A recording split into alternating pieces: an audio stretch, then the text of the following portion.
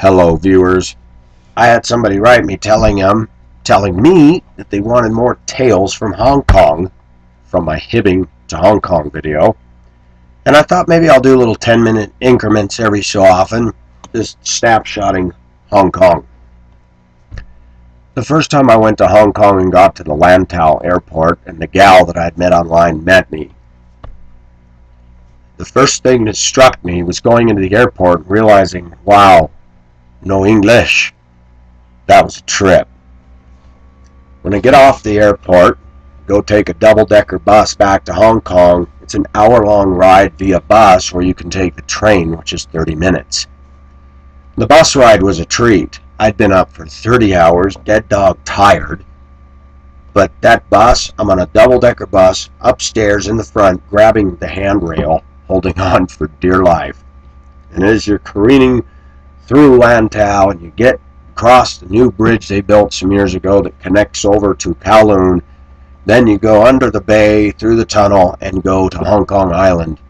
And the first thing that hits me is all these skyscrapers. How big the skyscrapers are. How massive the city is. When I moved there in 2009, the lady I'd met had found me a place where I rented in a flat that was divvied up into little rooms. And I actually had a room with a double bed, not a double, what do you call it? The smaller of the two, the king or the queen. Some windows that opened, and across the alley, there's nothing but high rises. So all you see is a building straight ahead, and you have to stick your head out the window and look straight up to see sky. When I woke up the next morning, the first thing that hit me is I had gone to bed at like 1 o'clock in the morning. I was shot. Went to bed, woke up. I was alone because she had to go to her employer, so she did not stay the night. She stayed with her bosses. She had a room in her boss's place. I get up and I forgot I was in Hong Kong. I thought, I woke up, and for a split second, it's like, oh yeah, I'm not in America anymore. Hearing the noises drifting up my window, the distinct horns, the talking in Chinese. I'm on the 4th floor, and I was like, wow. So I shower, go downstairs, think I gotta find something to eat. When I hit the alley and went down the street and saw a sea of humanity at 8 o'clock in the morning, I was like, whoa. The thing that hit me is I start going, okay, I don't know streets, I don't know nothing, and I start walking, and it's just a sea of buildings and humanity. And the skyscrapers there look like they're stuck together. The first thing that overwhelmed me is nothing is recognizable to the culture I grew up in. Everything's in Chinese, and I see something that says Watson. Like Watson, English name. Okay, go in there and I find bottled water. I'm like, okay, that's a start. How do I find oatmeal? How do I find anything? And it suddenly hits me, not only am I in a foreign land, but their packaging, their everything is different. And I went back home, and fortunately my phone rang, and it was the gal I'd met, and I said, I don't have any food, I don't know where to go. She told me she was coming down and would show me where the stores were. Thank God. If I'd have gone there all by myself, I would have been clueless in Seattle. No joke. I lived in an area called Shangwan, which they call the old Chinese section. Of course, I have to laugh. All of Hong Kong is Chinese. But it was kind of neat living there. There were these women down on the 3rd floor that worked at a restaurant down the street. So they rented the apartment as a storehouse for the restaurant stuff. On their breaks, they'd all come up and play Mahjong. Now, I thought Mahjong tiles were cool. I even have some bracelets and have Mahjong on my computer. I had no idea how lively and rambunctious and loud that game was. And up to 2 o'clock in the morning, you hear those women, and they had, in China, they have their, what they call security doors. They have the regular door like we do, a front door. And then they have those chrome bars with the all chrome front with the dragons etched in the chrome metal, and they're very heavy. And they would slam that thing, and we could hear that through the cement floors, and it was like, wow.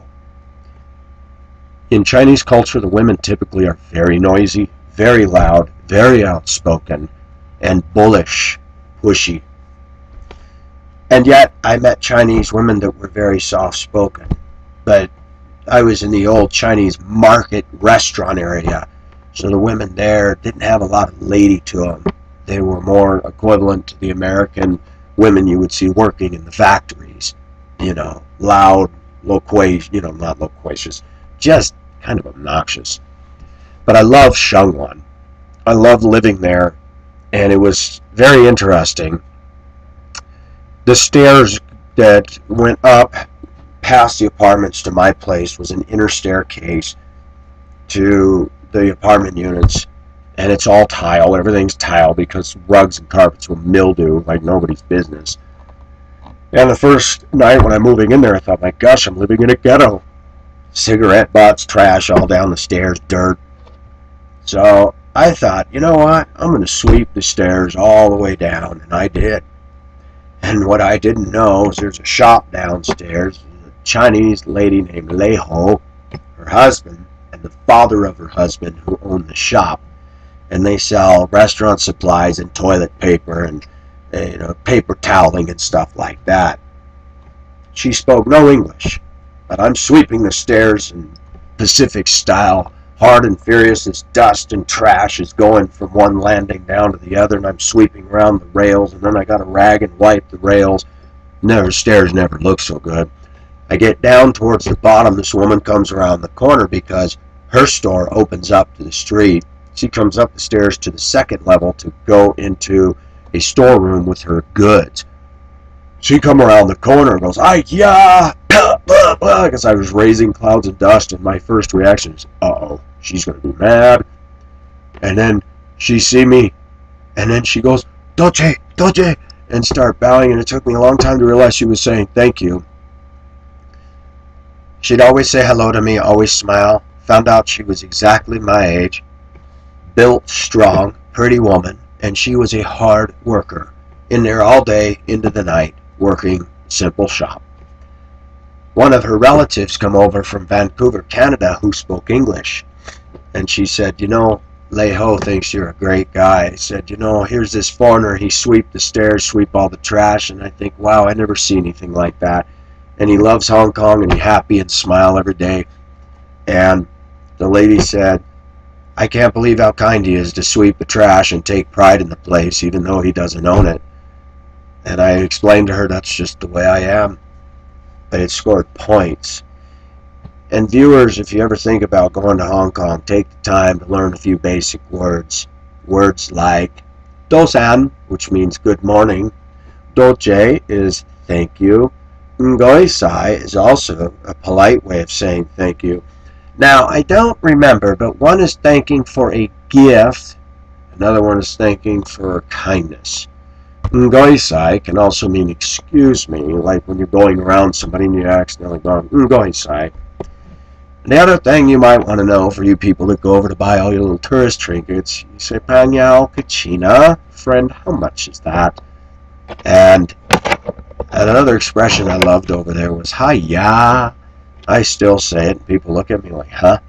The other thing was Namala, or they add la to the end of everything. The Filipinos picked up on that.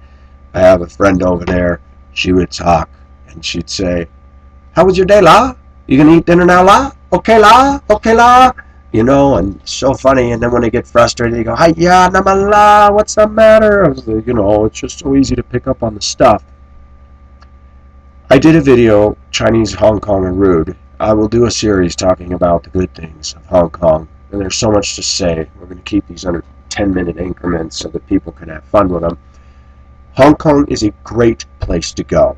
There's enough British influence, even though they're no longer British controlled, that a person can get their way around. Don't be afraid. Go there, behave yourself, and have fun. Try to speak some words. Try to be polite. Oh, you'll get pushed and shoved, but there are those Chinese over there that will smile at you because you make the effort to bridge their gap. Don't expect them to be American. Don't expect them to be white. Try to meet them at their level, and you will have a good time. This is Pacific signing off with our first part series of Hong Kong Bye-bye.